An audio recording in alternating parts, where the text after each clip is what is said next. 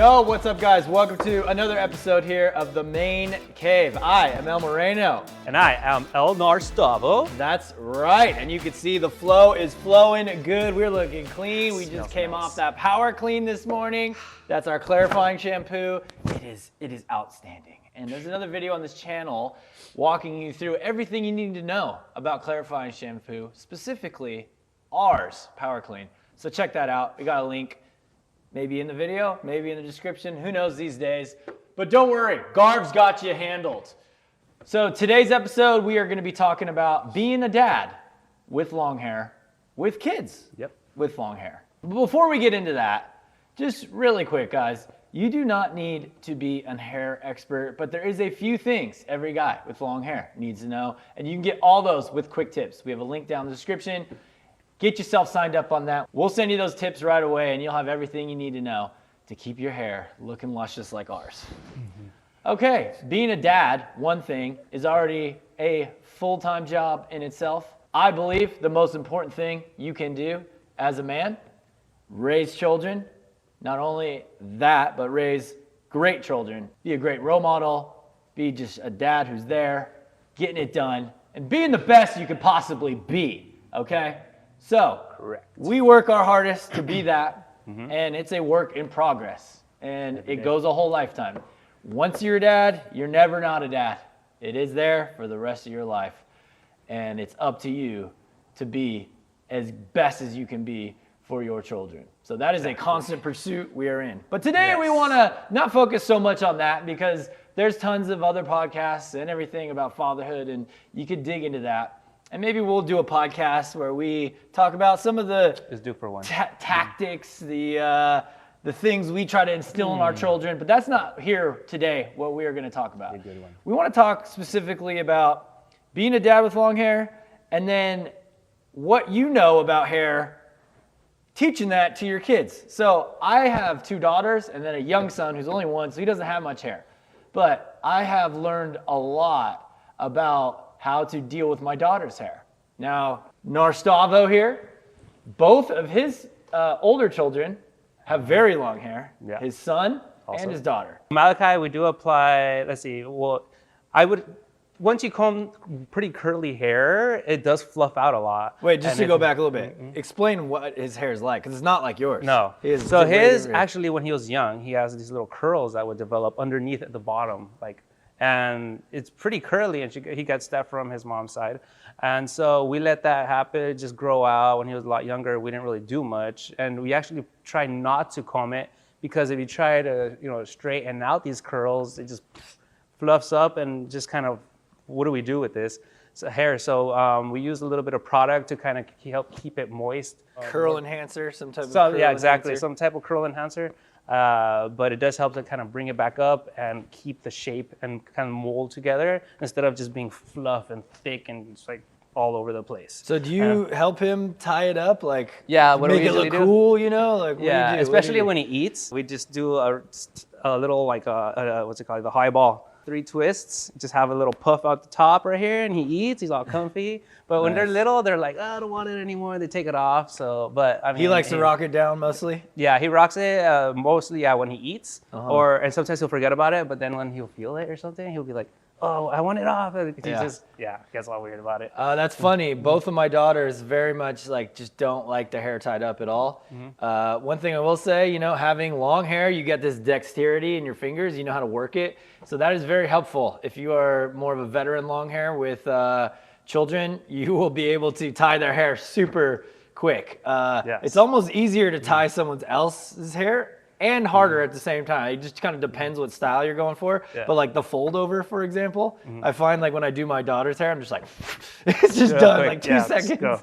Yeah. Where me, I'm trying to grab all the hair, get it in there and stuff. But my kids very much the same. They don't really like to have it tied up, maybe for a short amount of time.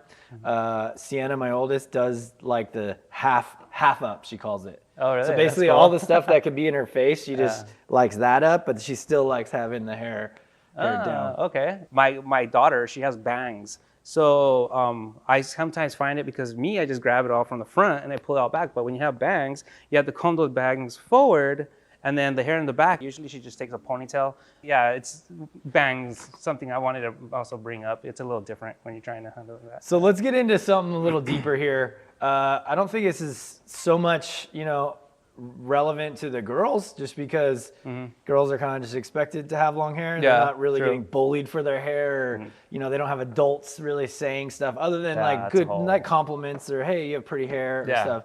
But with the son, it's got to be a little bit different, right? I mean, definitely. Has Malachi been called a girl by accident from so adults? Many times, yes. What grade is he in now? What's going on with school? So he actually he skipped TK. He's gonna go into kinder. Okay. We've been kind of like doing some stuff with him, getting prepared. Yeah. And so this. So he really hasn't had the whole school experience that like other kids maybe haven't said anything or anything. Okay. But he has been told like, oh, look at your daughter. Or look at the girl, like hear people. Cute daughter or something.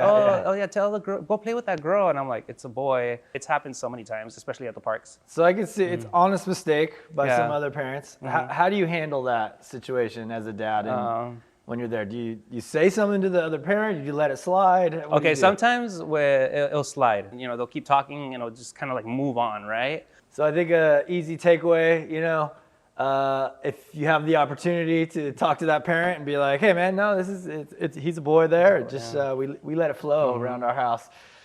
Have fun with the response. I think it's always you give that person the benefit of the doubt too. They're trying to look at their kid, whatever they're saying. But then there is situations where we've heard things from other parents writing into us where it always tends to be like older men at grocery stores for some reason, kind of like mocking moms, or why'd you let him grow his hair out like that? Or why do you let your boy look like a girl? Now those are a little bit different situations. I think as the parent, you can be a little more aggressive, stern with that type of comment, and you should.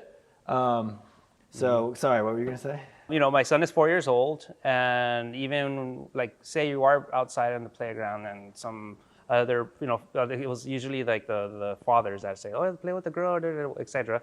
It could happen both ways. Anyways, he's 4 years old and he hears these things and they absorb everything. But like it does make you think like, should I talk to him? Yeah, I know. And it is interesting in today's society here, 2022, there's a lot of strange things happening where it seems like our kids are really kind of under attack almost.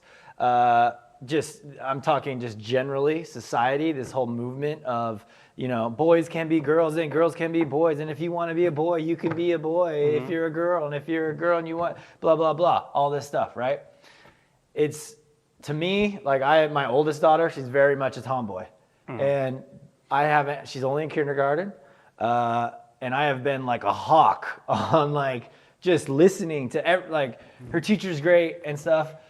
So I don't really feel any like threats in my direct circle in their school. She's at a great school, but it's definitely on my mind of like really being careful who is telling what to your kids. Yeah.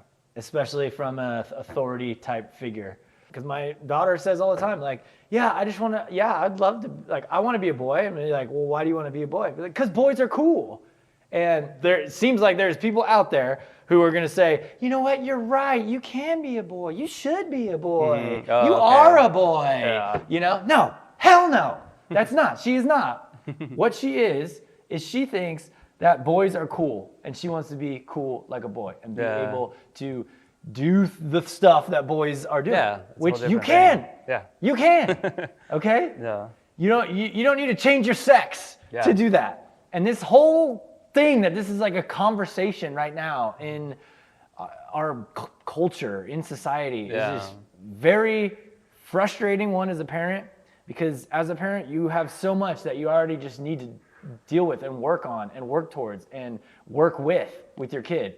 To now have this other thing added in, it's just like, man, it makes things like extra concerning, because as a parent you kind of always are on edge, right? You're always like you're always worried. My wife calls me a helicopter parent. I mean, I totally feel you. Even just playing with other kids or like bullies, or you just want to be like, hey, why did you do that? Or you get pushed or whatever. But I'm on that too. And obviously they're at school or even family members and you're not there, but then they're like talking to them about certain things and you're just like, no, I don't approve of that. Like, so here's the thing, kids are smarter than a lot of people give them credit for, right? Yeah, but you as the parent need to know, recognize, and believe, especially nowadays, your child.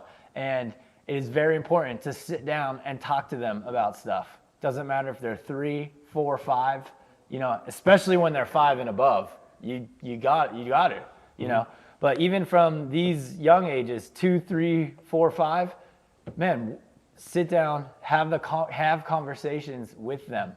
Yeah. You will be surprised how much they take from you in those conversations and how much you learn from them and you take from them.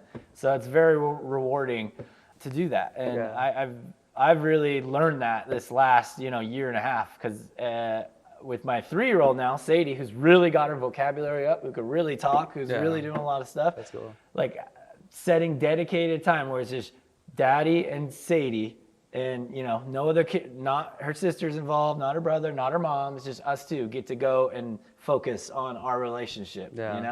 And that's where that trust and that just loyalty is just formed through the day-to-day time that you spend. And it's hard with 3 kids to try to give all of them equal time. And you can't do it in every day, right? But if you consciously tell yourself, hey, well, once a week, I'm going to have a day where I'm going to go take Sienna out and just go play catch with her, without her brother and sister or mom.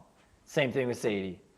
Jack's 1 right now, he's crawling around, but once he's a little bit older, it's going to kind of be the same thing. So that's a big level up I'm trying to make as a dad, is really forging those lines of communication directly with each kid by allowing them to have their own time with dad, because we get a lot of time with the whole special. family. And when it's all 5, it's all great too, but it's also a lot, screaming and this and playing and arguing. I do that sometimes. And it's very, sometimes you even go out and take one of them, say I take my son, he wants to go with me and we're doing stuff together, and then you don't realize it because you're just moving. You're like, hey, this is a special moment, or just bonding, and but naturally you're just like, let's go, all right, cool. And then it just hits you and you're like, dude, this feels really good. And it just motivates you to do even more of it. I definitely get time with both of them to go, one to the park, or the other one wants to go get arts, or the library, or go get art supplies.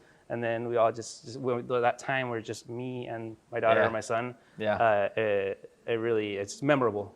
Yeah, and if you're a parent of younger kids like we have, if you just have 1 or something, it's just they're only that age that one time, and they're never going to be like that again. And seeing my 5-year-old, how much she's changed from 3 to 5 is absolutely incredible. Watching my 3-year-old going where I'm really cherishing everything with her right now, because